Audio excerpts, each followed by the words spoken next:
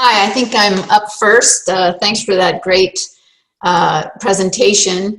I'm going to basically just give some general comments on the paper.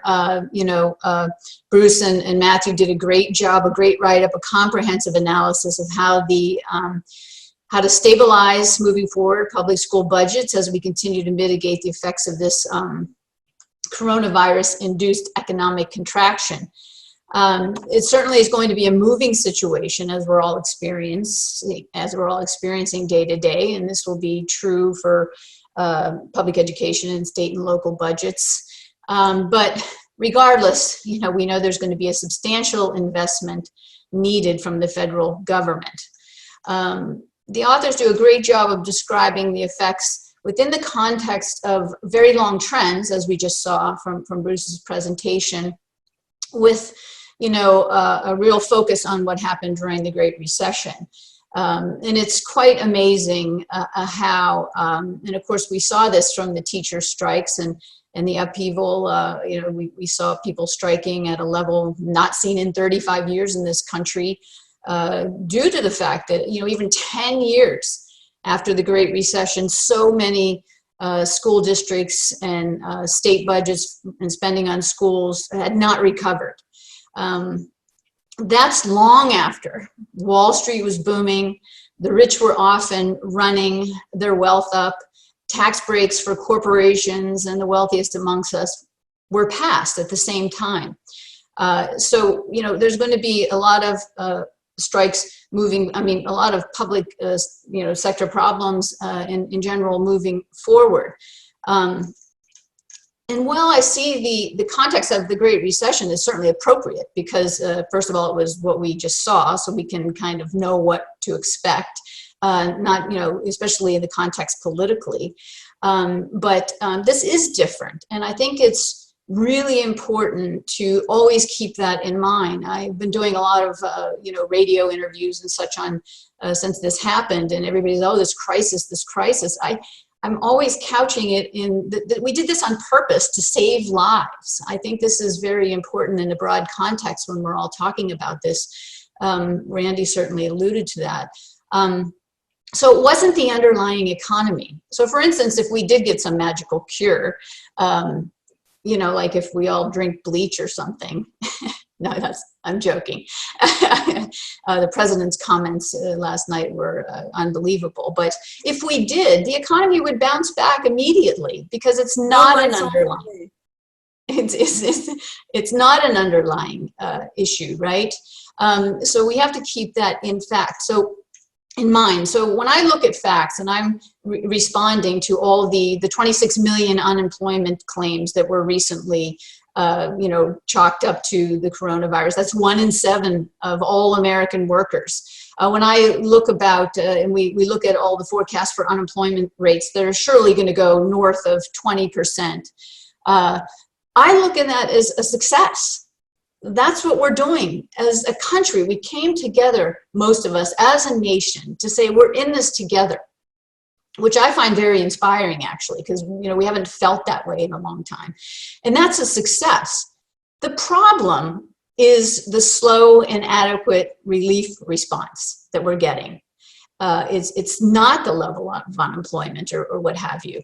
So the problem is we need the relief. We need to keep the economy intact. We need workers, small businesses, public goods kept intact as we move through this. So the degree to which we fall short now is going to cost us that much more in the future, right? So we need to always keep this in mind that we did come together in this way as a nation. And we need to keep harm limited. Look, we should always keep harm limited because people in, the public education budgets, the unemployed people, through no fault of their own, always suffer the most when we have these economic downturns. But in particular, when you asked everyone to go home and participate in this shutdown to save lives, it's even more compelling. As the paper alludes to, the issues are the policies that we're going to be pursuing during this health-related crisis, right? And I think, one thing that Bruce is talking about is something, we're always afraid, and what some of the data shows, that we're afraid that these economic crises And the policies that are implemented during that time that aren't as progressive as we need, don't respond to the level of the problem, they turn and they morph into structural changes that then get baked into the system into the future. So that's when you'll see that we can't respond, and then we have declines in public school funding for what have you, and it never quite recovers. So it gets baked into the system into the future. We're going to have a real fight on our hands moving forward with that.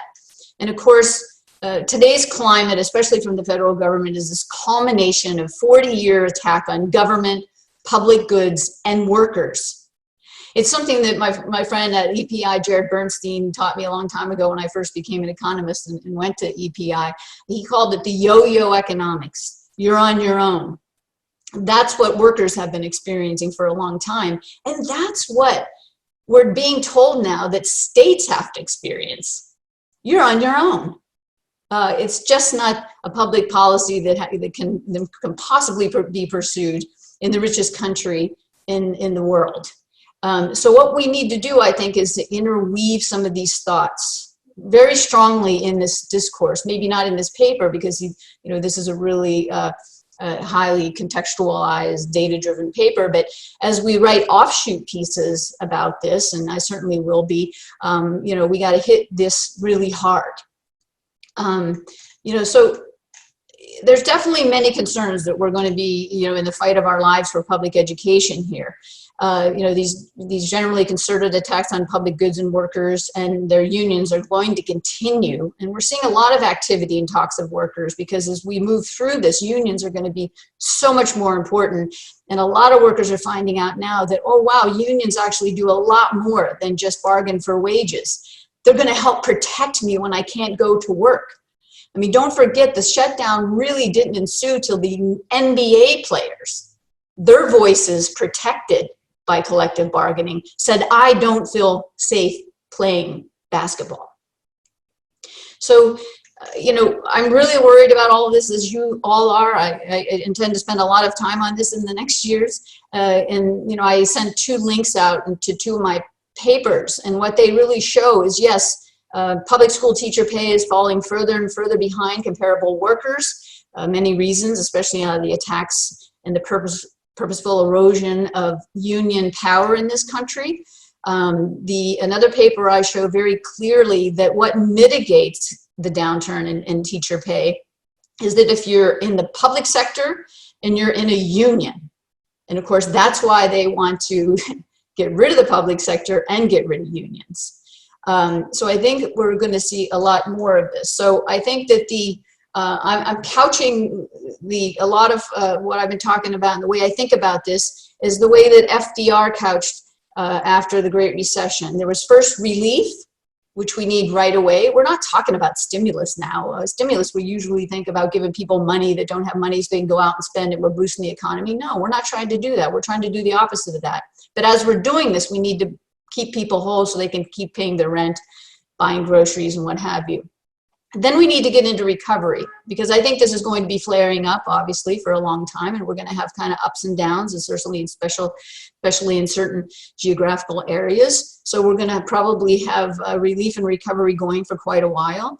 And then I hope we can get through a progressive reform, because we don't ever want to get back to where we were. We need to do much more than that.